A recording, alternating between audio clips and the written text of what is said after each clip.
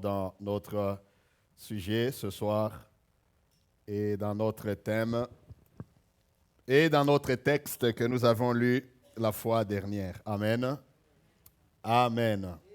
Nous sommes en train toujours de parler sur comment éloigner, n'est-ce pas, l'ennemi et approcher la bénédiction de Dieu dans nos familles. Et je crois sincèrement et fermement que le Seigneur nous enseigne et nous enseignera davantage de grandes choses pourvu que nous nous laissions transformer et influencer par la parole de Dieu en cette année spéciale. Amen. Nous voulons les choses que nous avons vues jusqu'ici, c'est des choses qui nous montrent, non pas dans la vie d'un individu, mais nous avons pris cela d'une manière globale dans ces familles, afin de voir ce que Dieu est en mesure de faire.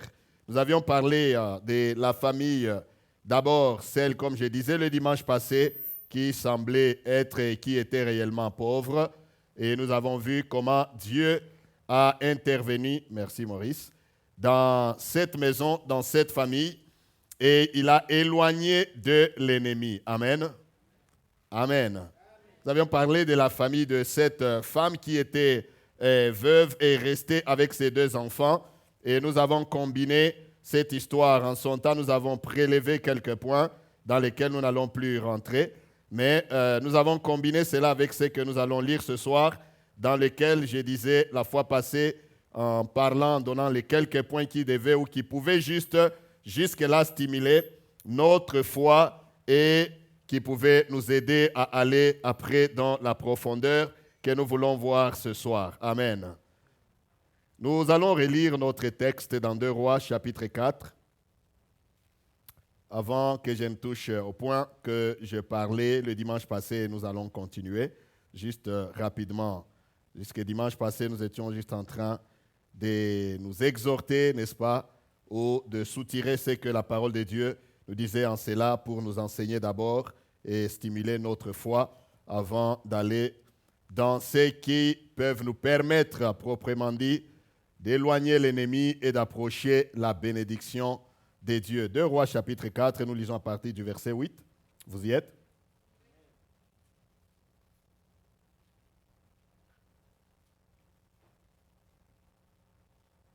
Un jour, Élisée passait par Sunem. Il y avait là une femme de distinction qui le pressa d'accepter à manger. Et toutes les fois qu'il passait, il se rendait chez elle pour manger.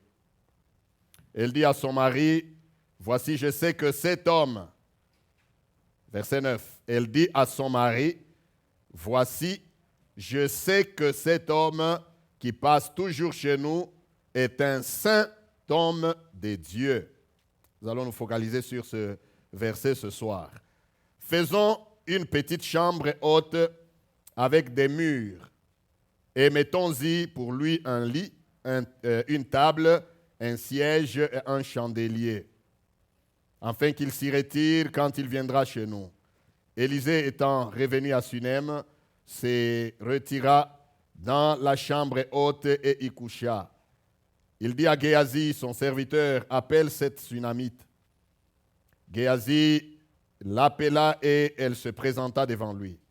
Et Élisée dit à Géasi, « Dis-lui, voici tu nous as montré tout cet empressement. Que peut-on faire pour toi? Faut-il parler pour toi au roi ou au chef de l'armée? » Elle répondit, « J'habite au milieu de mon peuple. » Et il dit, « Que faire? Que faire pour elle? » Géasi répondit, « Mais elle n'a point de fils, et son mari est vieux. » Et il dit, « Appelle-la. » Géasi l'appela, et elle se présenta à la porte. Élisée lui dit, « À cette même époque, l'année prochaine, tu embrasseras un fils. » Et elle dit, « Non, mon Seigneur, homme de Dieu, ne trompe pas ta servante. » Cette femme devint enceinte et elle enfanta un fils à la même époque, l'année suivante, comme Élisée le lui avait dit. Amen. Si vous lisez la suite, nous le lirons peut-être prochainement, mais si vous lisez la suite, il est question de ce fils qui tombe malade et après, étant dans les champs avec son père, le père le ramène, n'est-ce pas, à travers le serviteur, il les ramène à la maison, mais arrivé à la maison auprès de sa mère, le fils est mort, etc. Amen.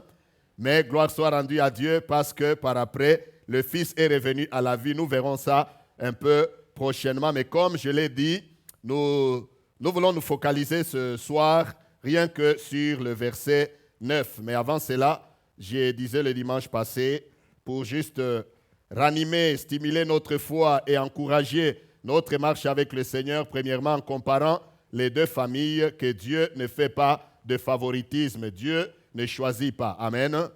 Dieu ne fait point d'acception de personne.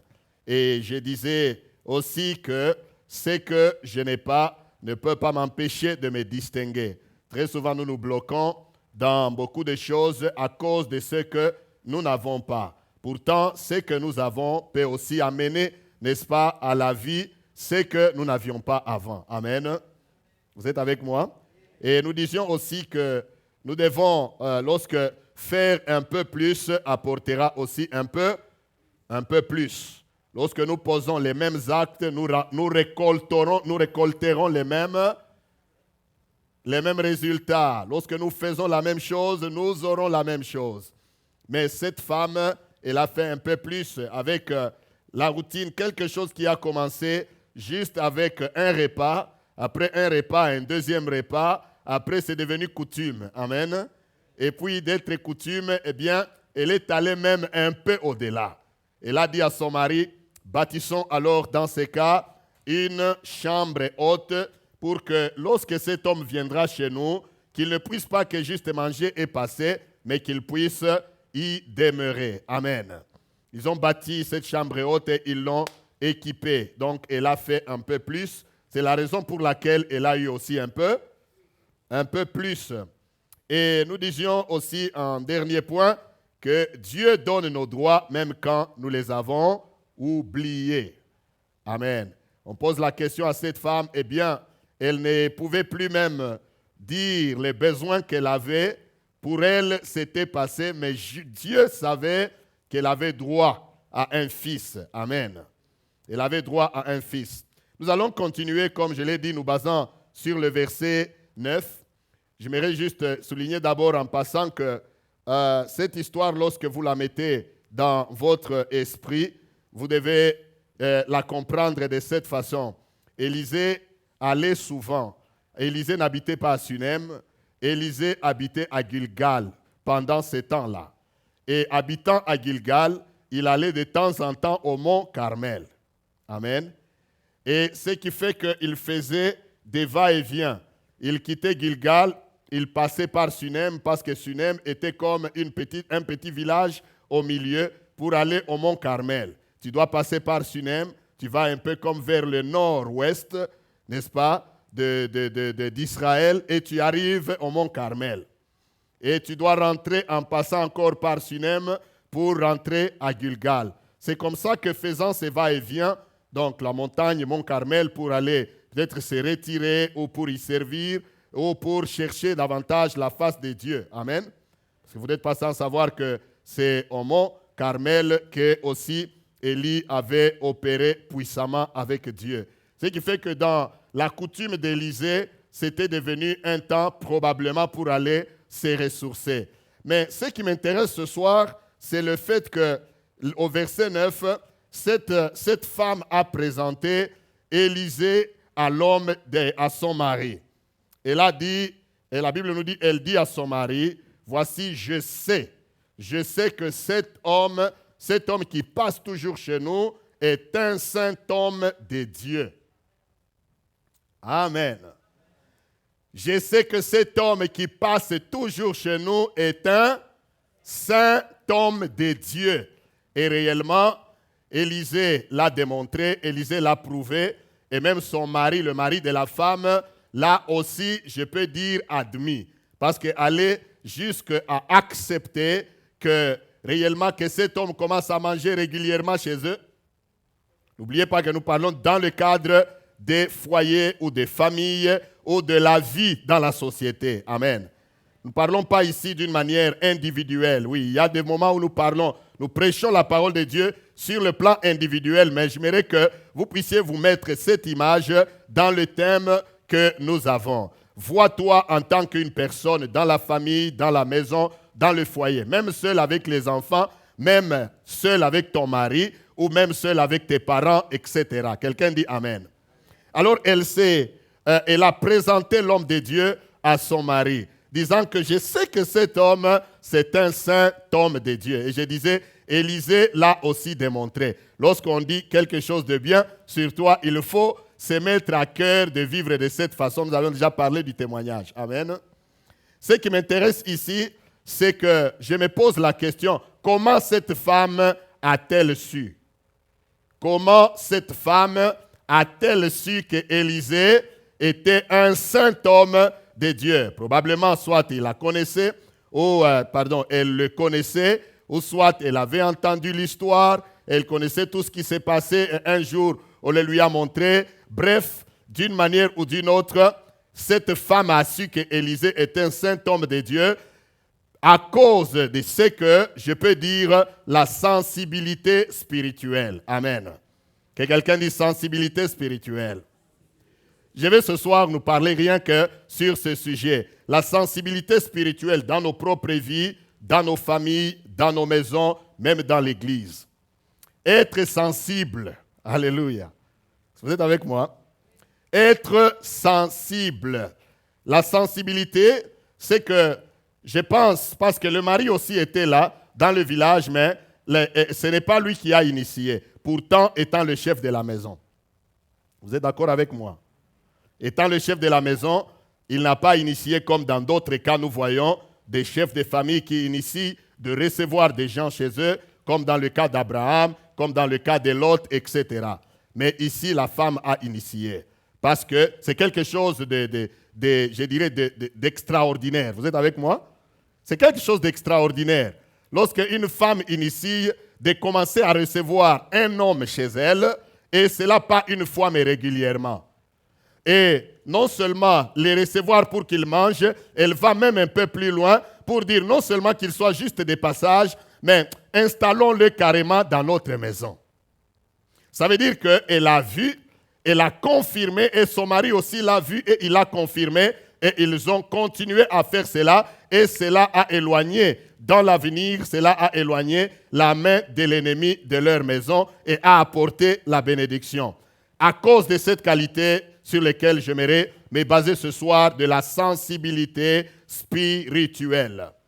Être sensible, bien-aimé, c'est être, je peux dire, premièrement, c'est être attentif. Disons amen bien.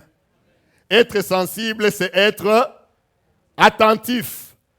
Attentif aux choses qui se passent autour de nous.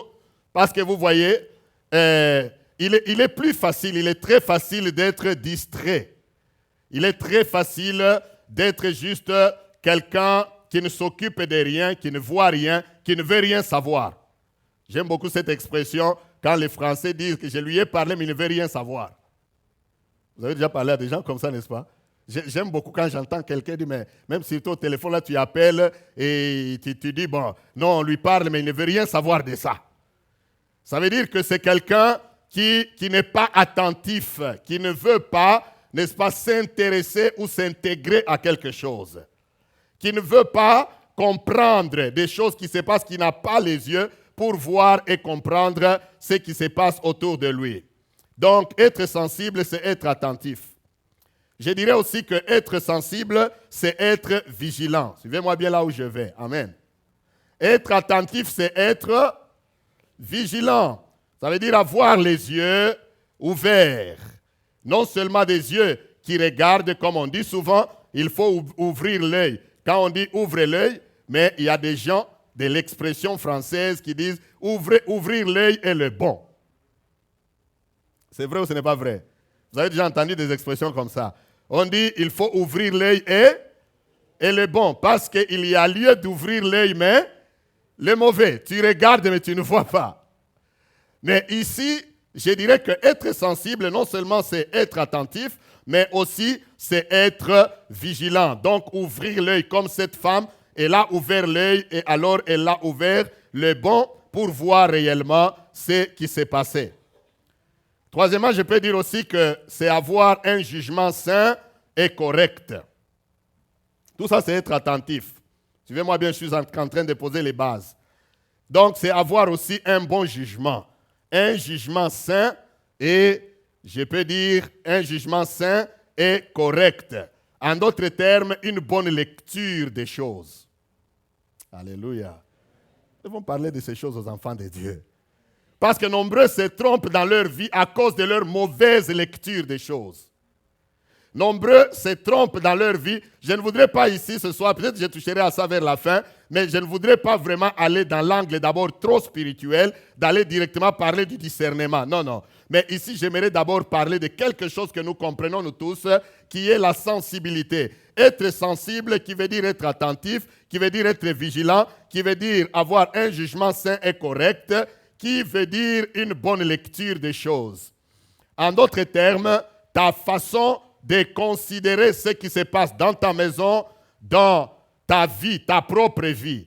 Vous savez que très souvent, lorsque Jésus a enseigné, les pharisiens, il leur a dit, avant d'enlever par exemple la poutre qui est dans l'œil de ton voisin, fais quoi? Enlève d'abord, non, avant d'enlever la paille qui est dans ton œil, dans l'œil de ton prochain, fais quoi? Enlève d'abord la poutre qui est dans le tien. Vous connaissez ça, n'est-ce pas? Donc, en d'autres termes, ce que Jésus voulait dire, très souvent, le problème est de notre côté. C'est nous que nous devons ajuster, soit notre façon de voir les choses, nous devons ajuster notre vision du monde si nous voulons bien vivre dans le monde où le Seigneur nous a mis. Nous voulons ajuster notre façon de voir les choses même dans notre propre vie. Tu dois avoir une certaine lecture des choses et des événements dans ta vie comme dans la vie de cette femme et dans sa maison.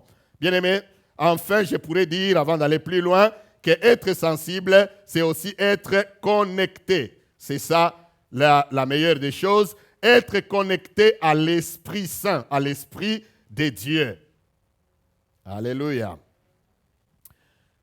Le contraire d'être sensible, c'est être insensible. Tout simplement ça. Si on vous disait le contraire de la sensibilité, c'est quoi? Insensibilité. Lorsque quelqu'un est insensible, ça veut dire que si c'est sur le plan corporel, un homme insensible, lorsqu'on veut t'opérer, on te rend insensible. On t'injecte quoi? L'anesthésie. C'est pour que tu ne sois pas sensible aux douleurs. C'est pour qu'on opère, on fasse le travail sans que toi tu ne pleures. Un jour, quelqu'un m'a raconté une histoire et une drôle qui s'est passée dans sa vie. On l'avait opéré, son corps était devenu insensible et il a souffert. On lui a fait une chirurgie parce que je pense c'est quelqu'un qui prenait beaucoup trop d'alcool et on l'a injecté. Je pense que les gens qui ont un peu de connaissances mais dans la médecine peuvent confirmer cela. Il y a des moments où quelqu'un peut être insensible même à l'anesthésie. C'est vrai, n'est-ce pas? Quelqu'un devient insensible, n'est-ce pas? Donc on l'injecte l'anesthésie. Peut-être ça prend pour quelques heures seulement. Ou ça prend pour quelques minutes et avant la fin de l'opération, la personne est en train de crier sérieusement. Parce que le médicament est terminé dans son corps, ce qui fait que maintenant on commence à opérer le corps tel qu'il est. Il est devenu insensible. Il était insensible. Le produit qu'on injecte rend insensible, mais avec le temps, la personne perd cela. Bien-aimé, l'insensibilité, c'est le contraire de la sensibilité, et l'insensibilité, c'est un des signes des temps de la fin. Je peux vous le montrer. Amen. Parmi les qualités que les gens auront dans les temps de la fin, on peut d'abord les lire avant de continuer. Si vous avez votre Bible, nous l'ouvrons dans 2 Timothée. 2 Timothée chapitre 3. 2 Timothée chapitre 3, à partir du premier verset, l'apôtre Paul écrivant à Timothée, il lui dit, sache, vous avez trouvé? Sache que dans les derniers jours, il y aura des temps difficiles.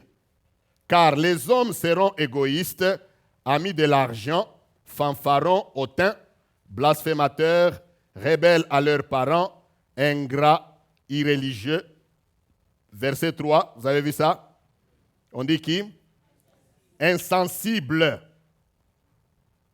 Ça veut dire que c'est l'insensibilité, c'est une indication de qualité des gens de la fin des temps. Nous arriverons à un moment, si pas déjà en cet instant, où les gens seront insensibles à tout ce qui se passe. Insensibles même aux choses spirituelles, ce qui devient un danger. Quand on devient insensible, bien aimé, comme je venais de le dire tantôt, ça veut dire qu'on devient un danger pour la société et pour soi-même. Vous êtes avec moi jusque-là? Mais par contre, quand on est sensible, comme dans le cas de la femme dont nous sommes en train de traiter, le cas ici, donc quand on est sensible, il y a lieu que la sensibilité nous permette, n'est-ce pas, de faire entrer la bénédiction dans notre vie. Vous êtes avec moi jusque-là? La sensibilité, bien-aimé, est une qualité importante. Être sensible, nous sommes appelés à être sensibles à la promesse de Dieu, sensibles à la présence de Dieu. C'est la raison pour laquelle quand nous venons, lorsque nous chantons, nous prions, nous prêchons la parole de Dieu, nous invoquons le Saint-Esprit. L'une des raisons, bien-aimés, c'est pour nous rendre sensibles à la parole de Dieu et nous rendre sensibles à la présence de Dieu. Oh, disons Amen bien. Nous prions, nous posons les bases, comme vous avez vu, l'ancien Serge est en train de se débattre ici pour prendre les cultes et l'amener à un certain niveau. Il peut nous dire de prier, de nous repentir. Il peut nous dire d'invoquer le Saint-Esprit. Brièvement, ce qu'il veut par là, c'est nous rendre sensibles à la présence de Dieu. C'est nous rendre sensibles à la parole de Dieu. Parce que tu ne sauras pas recevoir la bénédiction de Dieu si tu n'as pas la sensibilité spirituelle. C'est pourquoi beaucoup de gens viennent, ils entrent, ils sont tels qu'ils sont entrés, tels ils vont faire quoi? Ils vont sortir. Ils peuvent même te dire que non, aujourd'hui, il n'y avait pas la présence de Dieu. Mais dans le même culte, l'un peut te dire qu'il n'y avait pas la présence de Dieu, l'autre va te dire, oh, aujourd'hui, j'ai été terriblement béni. C'est vrai ou ce n'est pas vrai? La même parole de Dieu qu'on prêche, quelqu'un d'autre va dire, aujourd'hui, je ne sais même pas ce que le prédicateur voulait dire. L'autre va sortir en disant que, aujourd'hui en tout cas, le prédicateur nous a fait quoi? Nous a bénis. L'autre était insensible, l'autre a été sensible. Bien-aimé, la sensibilité nous amène à la réalisation du plan de Dieu. Surtout dans la famille, quelqu'un dit Amen. Être sensible à la présence de Dieu, être sensible à la parole de Dieu, être sensible même par rapport aux frères et aux sœurs avec qui nous vivons, même être sensible par rapport à la souffrance des autres. La Bible nous dit ici que les hommes, là où nous venons de lire dans 2 Timothée, les hommes seront insensibles. Ça veut dire que même faire du mal à quelqu'un, pour eux, ce n'est pas, entre parenthèses, est-ce que ce n'est pas le temps dans lequel nous vivons? Parce que depuis quand vous avez vu dans les siècles, les gens en train vraiment de couper les têtes des gens, comme s'ils sont en train de couper les têtes des coqs en Afrique. Vous me comprenez? Parce qu'ils sont devenus insensibles. Et vous verrez que même les gens, avant, quand on regardait, avant c'était tu ne peux pas regarder. Mais ça devient tellement courant que aujourd'hui les gens peuvent se regarder et ils regardent. On regarde sans plus crier. Donc on commence à regarder et à apprendre que c'est normal.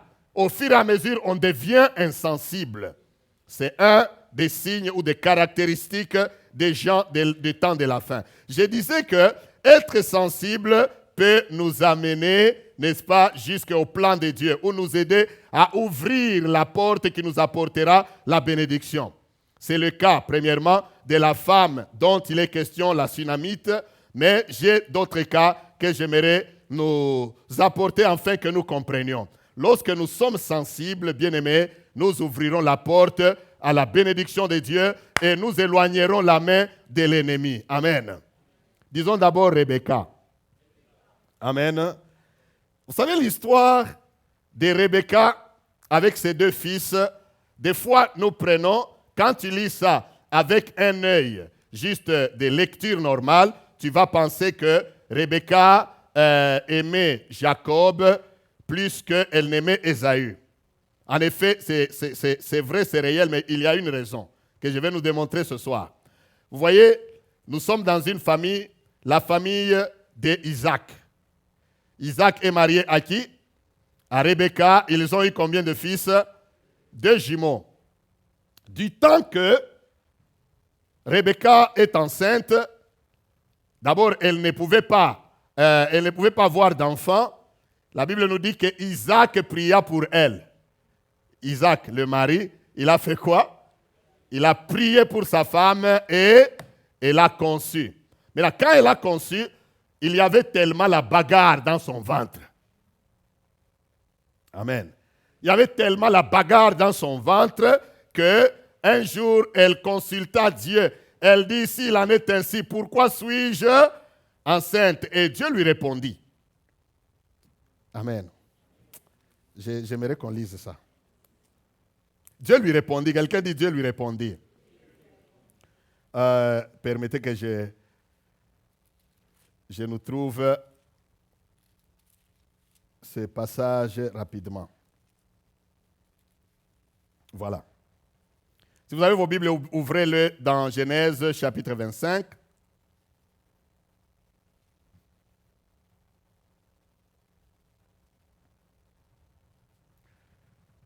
Genèse chapitre 25 et à partir du verset 21.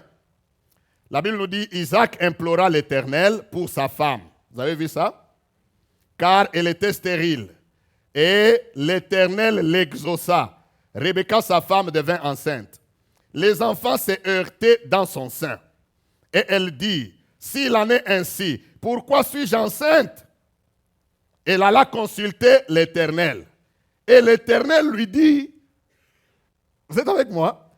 L'Éternel lui dit, 2 nations sont dans ton ventre, et 2 peuples se sépareront au sortir de tes entrailles. Un de ces peuples sera plus fort que l'autre, et le plus grand sera assujetti au plus petit. Amen. Ça, c'est Rebecca qui a consulté Dieu, et Dieu lui a donné la réponse. La raison pour laquelle tu sens, c'est que tu as là dans ton ventre, c'est parce qu'il y a combien de nations? 2 nations. Ils se sépareront au sortir du ventre. Mais le plus grand sera assujetti au plus petit. Maintenant, regardez. Pour rendre l'histoire courte, lorsque Isaac voulait bénir, il a appelé qui? Quand Isaac voulait bénir, lui, il a appelé le grand. Il a appelé Ésaü, le grand frère, pour dire, va me chasser du gibier, tu vas me préparer comme j'aime.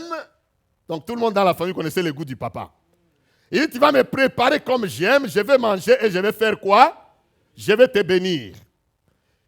Maintenant, la Bible nous dit que Rebecca était à côté, elle faisait quoi? Elle entendait. Quand elle a entendu, pendant qu'Ésaü a pris son carquois, sa gibissière, il est parti à la chasse, Rebecca a dit, ça c'est moi qui dis, Rebecca tellement sensible à la promesse de l'Éternel. Rebecca s'est dit, c'est ça le moment, probablement que je me rappelle, lorsque j'étais enceinte, ce que Dieu avait dit. Si on laisse la bénédiction aller vers Ésaü, eh bien là, ce n'est pas le plan de Dieu.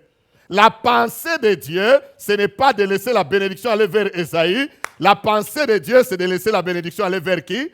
Vers Jacob. Parce que Dieu avait déjà dit que le plus grand sera assujetti à qui? Au plus petit. C'est la raison pour laquelle elle a appelé Jacob. Parce qu'elle était sensible à la promesse de Dieu. Est-ce que quelqu'un est avec moi? Elle était sensible à la pensée de Dieu. Quelles que soient les années sont passées, mais elle est restée sensible à ce que Dieu a dit. Quelqu'un dit Amen. Bien-aimés, très souvent nous perdons la sensibilité. C'est la raison pour laquelle Rebecca a appelé Jacob. Elle a appelé Jacob, elle dit, va faire la chasse et tout. Et même quand Isaac a su que finalement, la bénédiction qu'il devait donner à Ésaü n'est plus allée à Ésaü, elle est allée chez qui? Chez Jacob. Si vous lisez bien la parole de Dieu, je crois dans les chapitres 27 et 28, vous allez voir que Isaac n'en a pas fait un problème non plus. Vous êtes avec moi? Donc, il a béni Jacob, il a mangé ce que la nourriture de Jacob. Quand Ésaü est venu, eh bien, Isaac dit, je ne sais pas s'il faisait semblant ou quoi, il dit, mais c'est qui est venu alors, qui m'a apporté à manger, et aussi je l'ai béni. Et aussi il sera béni. Amen. Et aussi il sera béni. Ésaü a pleuré, et si vous lisez calmement la parole de Dieu, Isaac ne l'a plus béni. Il a juste, d'ailleurs au contraire, il a même prononcé des paroles un peu contraires à celles qu'il avait prononcées pour Jacob. Ce que je voulais nous montrer ici, c'est la sensibilité de la maman, de la famille, comment elle était sensible au plan de Dieu. Rebecca savait, lisons un peu dans Romains, ce que l'apôtre Paul dira plus loin. Allons dans Romains au chapitre 9.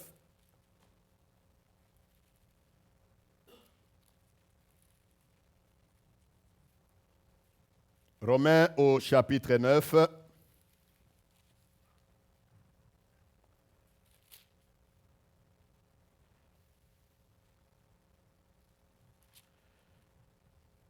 Voilà. Romains chapitre 9, à partir du verset 10. La Bible dit, et de plus, il en fut ainsi de Rebecca. Vous voyez? Il en fut ainsi de Rebecca, qui conçut seulement d'Isaac notre père, car les enfants n'étaient pas encore nés, et il n'avait fait ni bien ni mal, afin que le dessein d'élection de Dieu subsiste sans dépendre des œuvres. Sans dépendre des œuvres, et par la seule volonté de celui qui appelle. Verset 12. Quand il fut dit à Rebecca, l'aîné sera assujetti au plus jeune, selon qu'il est écrit, j'ai aimé Jacob et j'ai haï qui? Ésaü. Amen. Donc c'est que ici l'apôtre Paul est en train de confirmer, Rebecca resta accrochée comme à la pensée de Dieu, parce que Dieu n'avait pas dit à Rebecca nommément que j'aime Jacob plus que Ésaü. Dieu a juste présenté le plan. Amen. Celui qui a dit ça, c'est le prophète Malachie, je pense plus loin, plus tard, des siècles et des siècles après. Il a compris que Dieu a aimé Jacob et il a haï Ésaü. Mais ce qui m'intéresse ici, c'est de vous montrer la sensibilité qu'avait cette mère de famille, une sensibilité similaire à celle de la Sunamite que nous avons lue. Être sensible à la pensée de Dieu, être sensible à la promesse de Dieu est une porte de bénédiction. Amen. Parce que dans le temps de la fin, les gens seront insensibles.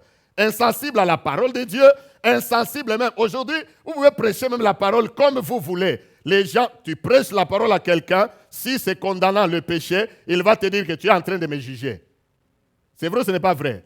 La réalité est que les gens sont devenus quoi?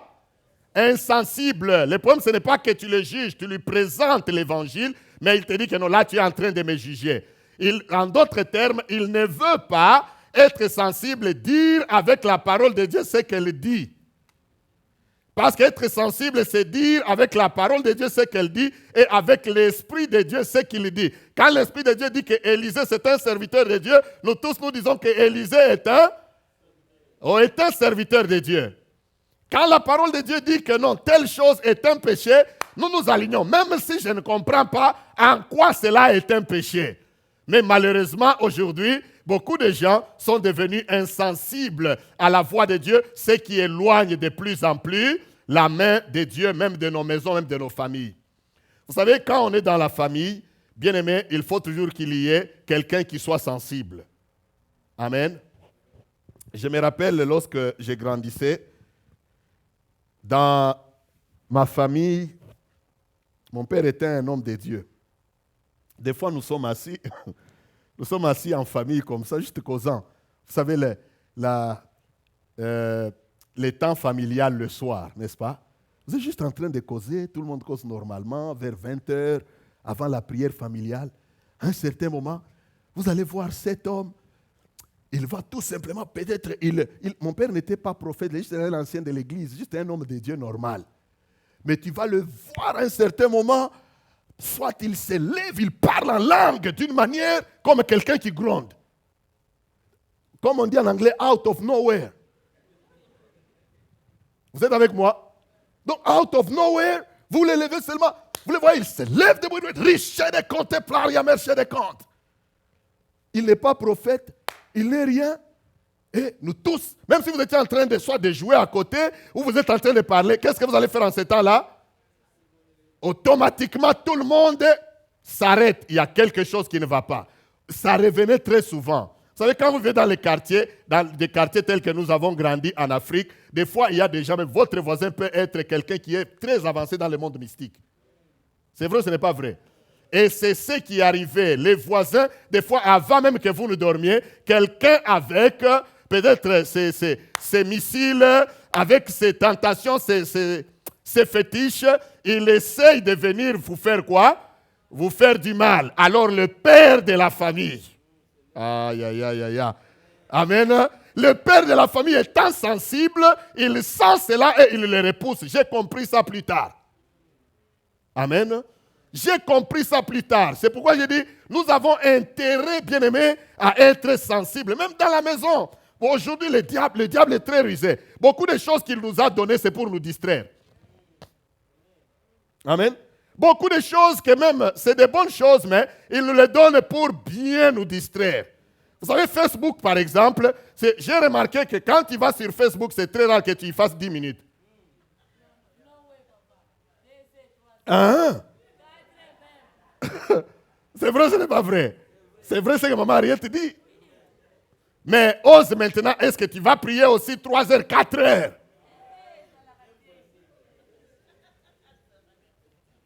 Et c'est ça qui nous rend de plus en plus quoi? Insensibles. Beaucoup de gens deviennent insensibles aux choses de Dieu, insensibles à la présence de Dieu. Des fois, même quand nous venons là, des fois, nombreux viennent seulement sauver l'apparence. Dans les églises, je ne parle pas que dans la nôtre, dans l'église, d'une manière générale. Amen. La sensibilité, bien aimé, vous savez, des fois, on se demande, mais est-ce que le Dieu de l'Afrique est différent du Dieu du Canada ou c'est quoi? Parfois, quand on priait, on n'avait pas comme aujourd'hui. Aujourd'hui, c'est comme si nous avons les comptes. Vous savez, quand on poussait les véhicules là, chez nous, on a grandi vraiment. Aïe, aïe, aïe. Des fois, on poussait des véhicules.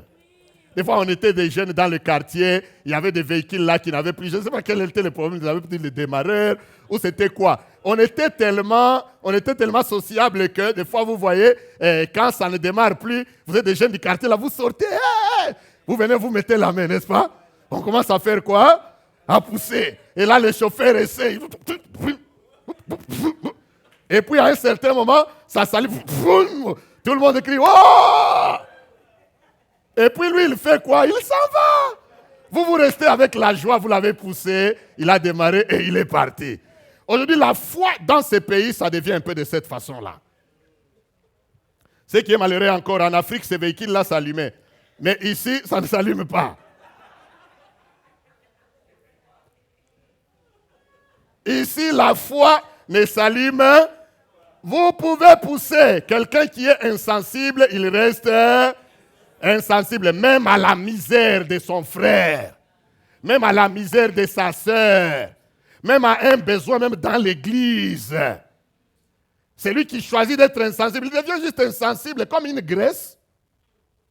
Oui, la graisse, quand vous la mettez, si vous ne la mettez pas au feu, elle reste graisse. Si tu la manges, tu l'avales, elle va aller dans ton ventre, quoi? Graisse. Malgré la chaleur du ventre, c'est pourquoi beaucoup de gens ont le cholestérol.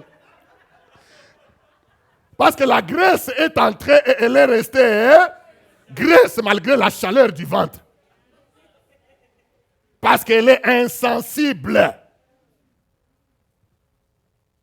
Amen. Que Dieu nous aide. Que Dieu nous aide, que nous soyons sensibles à sa parole.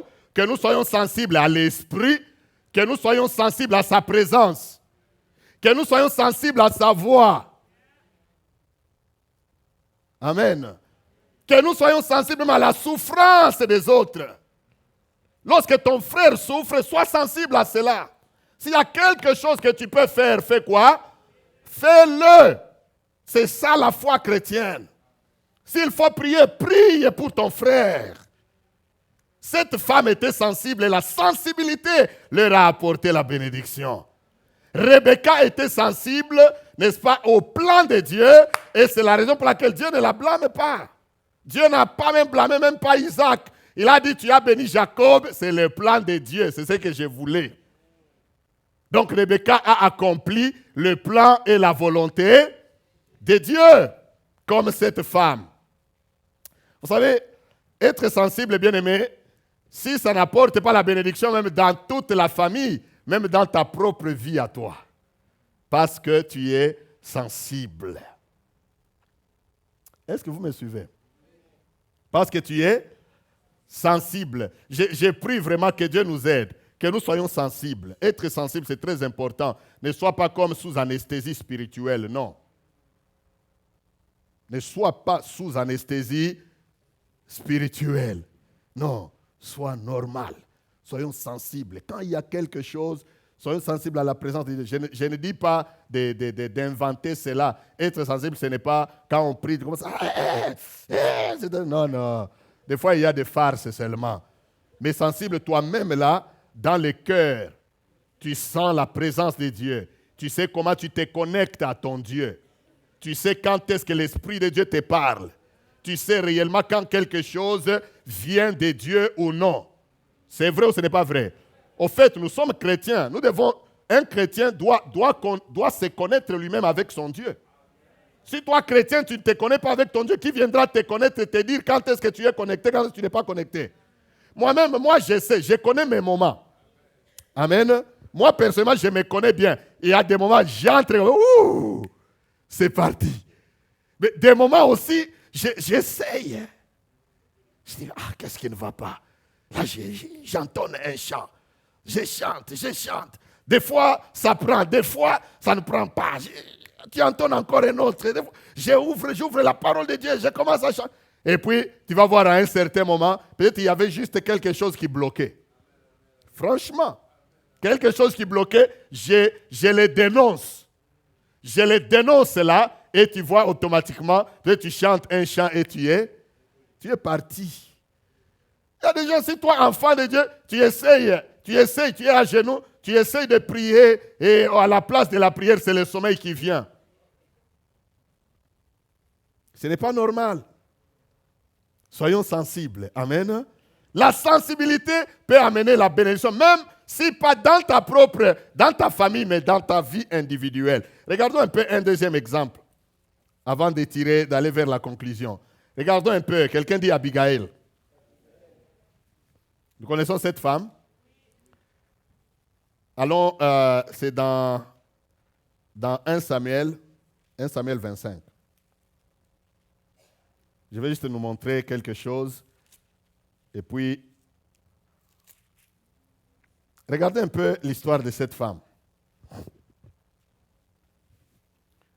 Dans cette famille, on est en train même de montrer clairement, dans la famille de la Sunamite, ça on a parlé seulement de la femme. Amen. On a seulement parlé que c'est elle qui a su que Élisée était un saint homme de Dieu. Mais ici, la Bible est tellement claire que la Bible nous montre ouvertement ce qui s'est passé. Verset 3. Donc 1 Samuel 25, 3 d'abord. On peut commencer au verset 2. Il y avait, on ne va pas tout lire, on va lire par-ci, par-là. Il y avait à Maon un homme fort riche, possédant des biens à Carmel. Il avait 3000 brebis et 1000 chèvres, et il se trouvait à Carmel pour la tonte de ses brebis. Verset 3. Le nom de cet homme était Nabal, et sa femme s'appelait Abigail.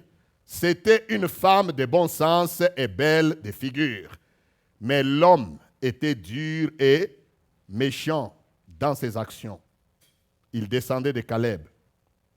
Verset 4. David apprit au désert que Nabal tondait ses brebis. Il envoya vers lui 10 jeunes gens auxquels il dit, montez à Carmel et allez auprès de Nabal. Vous le saluerez en mon nom et vous lui parlerez ainsi. Pour la vie, sois en paix et que la paix soit avec ta maison et tout ce qui t'appartient. Et maintenant, j'ai appris que tu as les tondeurs et or tes bergers ont été avec nous. Nous ne leur avons fait aucun mal et rien ne leur a été enlevé pendant tout le temps. Verset 8.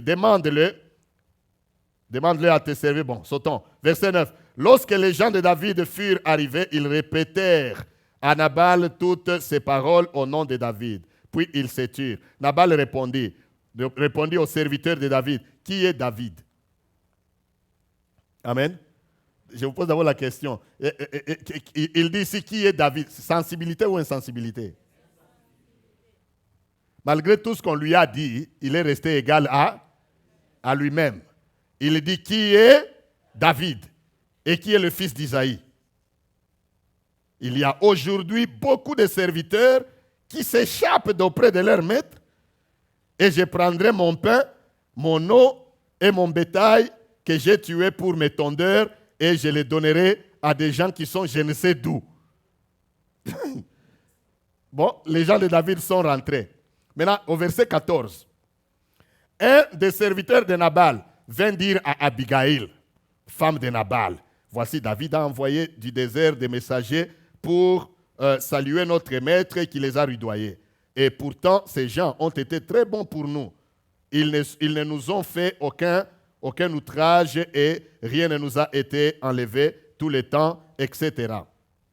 Verset 17, il dit, « Sache maintenant et vois ce que tu as à faire, car la perte de notre maître et de toute sa maison est résolue. Et il est si méchant qu'on ne peut même pas lui parler. » Insensible. Verset 18, Abigail prit aussitôt 200 pains, 2 outres de vin, 5 pièces de bétail apprêtées, 5 mesures de grains, rôtis. Bref, sensibilité ou insensibilité? Ok. Maintenant, verset 23, on dit, lorsqu'Abigail aperçut David, elle descendit rapidement et de l'âne tomba sur sa face en présence de David et se prosterna contre terre. Puis, se jetant à ses pieds, elle dit, à moi la faute, mon Seigneur, permets à ta servante de parler à tes oreilles et écoute les paroles de ta servante. Merci. Verset 25. Que mon Seigneur ne prenne pas garde à ce méchant homme, à Nabal, car il est comme son nom. Nabal est son nom. Et il y a chez lui de la folie. Nous sautons. Amen. Amen. Sautons un peu. Voyons un peu maintenant au verset 39. Bref, l'histoire est que Nabal, finalement, avec son insensibilité, quand David est allé l'attaquer, il voulait l'attaquer, la femme a interposé à cause de sa sensibilité. Amen. Elle a fait échapper la mort. Mais malgré cela, si vous lisez, malgré ça, malgré le mari a été sauvé, mais il est mort de la mort de qui? De Dieu lui-même. Parce que lui, pendant ce temps-là, il était seulement sensible aux choses charnelles. Il organise la fête, il commence même la nuit là à boire. Il ne sait pas que David a déjà envoyé des gens pour venir les tuer. Et heureusement, la femme a empêché cela. Quand maintenant il est rentré, quand Nabal est mort, voici maintenant ce qui est arrivé. David, verset 39. David apprit que Nabal était mort. Non. Lisons d'abord le verset 31. Voilà, ça j'aime. Verset 30.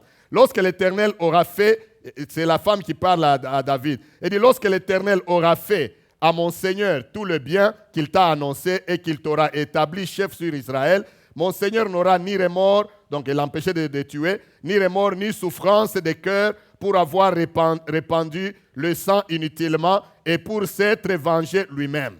Maintenant écoutez, et lorsque l'Éternel aura fait du bien à mon Seigneur, souviens-toi de ta servante. Amen. Vous comprenez? Elle était sensible. Elle a vu déjà que la mort de cet homme-là est proche. Elle a joué sa carte. À cause de la sensibilité. Je suis sérieux dans ce que j'ai dit. Amen. Elle a joué sa carte grâce à la sensibilité parce qu'elle savait que Nabal il est méchant. Un méchant n'a pas d'avenir. Il va mourir bientôt. Regarde les petites choses. On était en train de venir le tuer. J'ai empêché ça, mais malgré ça, il va mourir. Et puis elle voit que non. Lui, il n'a plus d'avenir, mais cet homme a de l'avenir. Mais elle pose sa carte. Elle dit, mais quand l'Éternel va t'établir, d'abord, tu n'auras pas répandu le sang, mais quand l'Éternel t'établit, fais quoi? Souviens-toi de ta servante. Et David s'est souvenu d'elle. Amen. Des fois, il y a des choses que nous lisons rapidement parce que nous sommes trop spirituels. Lisez. David s'est souvenu d'elle parce qu'elle était sensible Eh bien, quand David a pris le trône, et il a appris que non, Nabal n'était plus. Lisez, nous n'avons pas le temps de lire. Il a envoyé les gens pour prendre qui? C'est comme ça qu'Abigail est devenue femme de David. Femme du roi. À cause de quoi? Sensibilité. Elle est entrée dans le plan de Dieu. Amen. Sensible, être sensible même aux choses qui se passent autour de nous. Amen.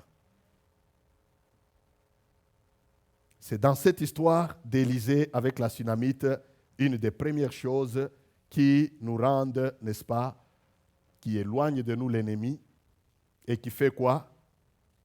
Qui fait quoi? Qui approche la bénédiction. Il y en a d'autres que nous allons exploiter prochainement.